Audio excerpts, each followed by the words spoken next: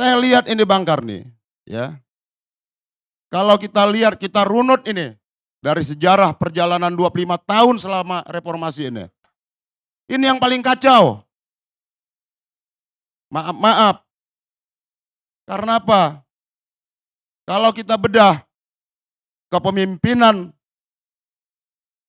pasca reformasi, di awal-awal ada Pak Habibie, kemudian ada Pak Gus Dur, ada Ibu Megawati, dan ada Pak SBY.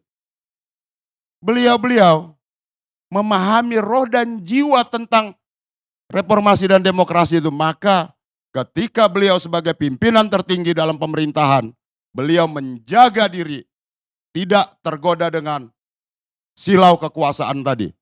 Dan tidak terbersit dalam pikiran dan apalagi tindakan untuk mengutak-atik konstitusi itu. Dijaga betul. Karena apa? Karena pemimpin-pemimpin tersebut, kita harus respect, beliau menjaga konstitusi, karena di situ adalah jiwa dan semangat kita melaksanakan sebagai negara yang demokratis ini.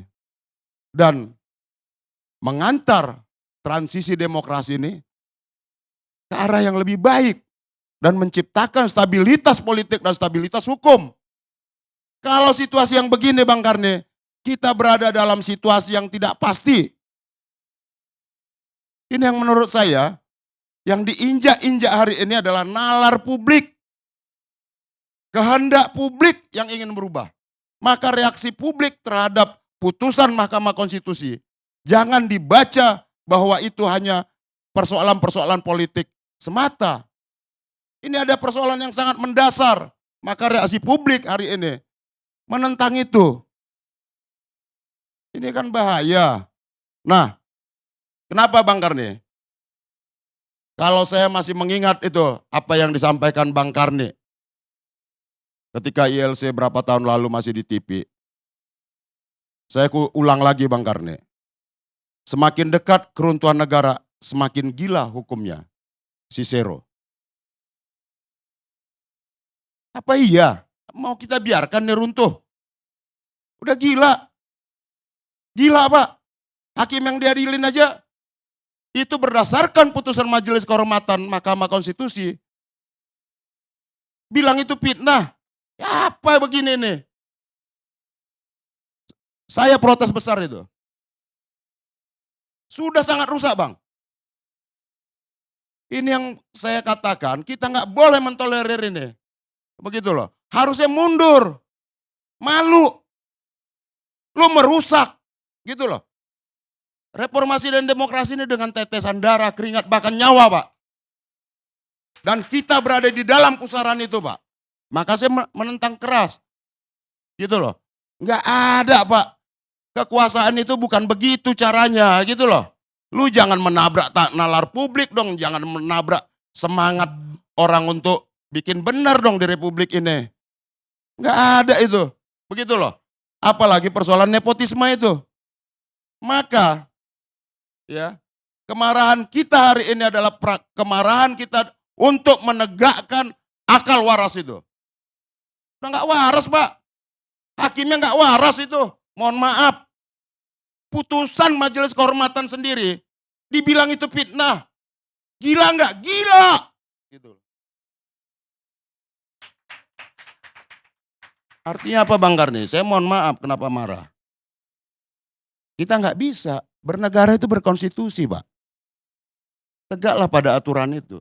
Kenapa saya mengusulkan hak angket terlepas itu mau perdebatannya, apakah ini objek atau tidak.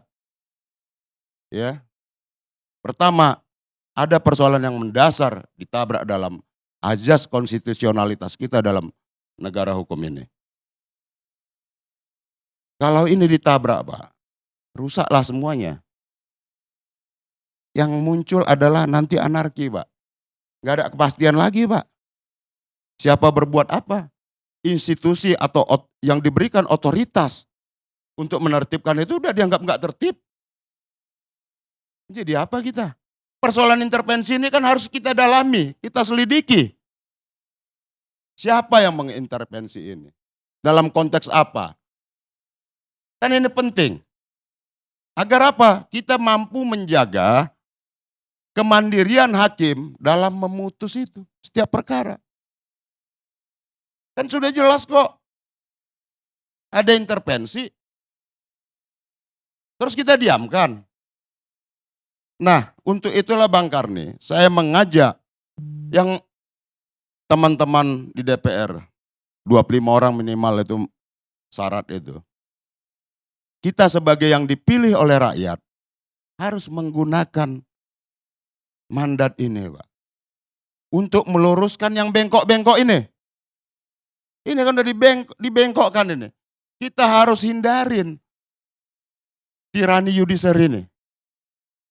Tidak ada satu otoritas kelembagaan yang merasa lebih tinggi dan tidak bisa diawasi. Nah, DPR sebagai fungsi representasi dari perwakilan rakyat itu, disitulah dia punya kewenangan itu untuk melakukan penyelidikan. Dan bahkan dalam kewenangannya juga bisa melakukan tindak lanjut dari interpelasi dan angket tadi itu bisa sampai menyatakan pendapat. Tapi saya belum ke sana. Kita realisasi dulu persoalan hak angket ini. Kita urai nanti, kita selidiki berdasarkan temuan-temuan tadi. Artinya apa? Elemen politik seperti DPR RI, dia harus menggunakan haknya tadi. Maka saya perjuangkan itu Bang Karni. Karena apa? Ada persoalan yang sangat serius di tubuh Mahkamah Konstitusi. Yang seharusnya dia menjaga konstitusi kita, bukan membegal konstitusi kita. Hari ini dia jadi tukang begal itu. Kalau saya lihat dari putusan MK itu tidak ada intervensi dan katakanlah nepotismenya. Kenapa? Karena ketua Mahkamah Konstitusi ini dipecat, Pak. Dipecat dari ketua MK gitu. Dan Profesor Mahfud yang notabene adalah sekarang ini sedang berkontestasi sebagai calon wakil presidennya Pak Ganjar, mengatakan bahwa putusan yang dikeluarkan oleh MK itu di luar ekspektasi. Artinya ini kalau udah di luar ekspektasi udah memang puas gitu dengan putusan yang ada itu. Jadi adapun misalnya tadi kalau ditanya bagaimana pendapat saya dengan Pak Masinton, ya tentu berbeda karena Pak Masinton kan kubunya pasti ya seperti tadi, sangat semangat saya lihat berapi-api. Jarang Pak Masinton seperti itu, baru sekali ini saya lihat luar biasa berapi-apinya. Biasanya masih agak tenang-tenang, malam ini kelihatan agak berapi-api lah gitu. Tapi itu memang desainnya beliau itu apa, jangan-jangan tadi udah disiapkan gitu sebelum datang sini. Nanti pokoknya saya harus berapi-api gitu ya. Tapi menurut saya orang menyampaikannya lembut, berapi-api, tenang dan seterusnya biasa saja Pak. Karena proses ini sudah berjalan. Kemudian kalaupun misalnya nggak puas itu biasa Bang Karni. Dalam proses peradilan dimanapun itu adanya. Mau di Amerika, mau di sini, di Eropa, di Australia dan seterusnya. Selalu ada dua pihak di situ minimal. Satu adalah pihak yang puas dengan putusan. Ada pihak yang kedua yang tidak puas dengan putusan. Tapi yang berbahaya adalah orang yang memanfaatkan yang puas dan yang tidak puas. Atau mengambil kepentingan tertentu di balik proses yang sedang berjalan. Itu yang memang menurut saya harus kita hindarkan. Jangan sampai itu terjadi karena itu bukan merugikan kepala capres-cawapres tapi merugikan bangsa Indonesia. Jadi saya kira itu Bang Karni tanggapan saya. Jadi reaksinya Mas Sinton tadi drama juga itu. Ya saya tidak bisa karena terminologi drama itu bisa, tapi begini.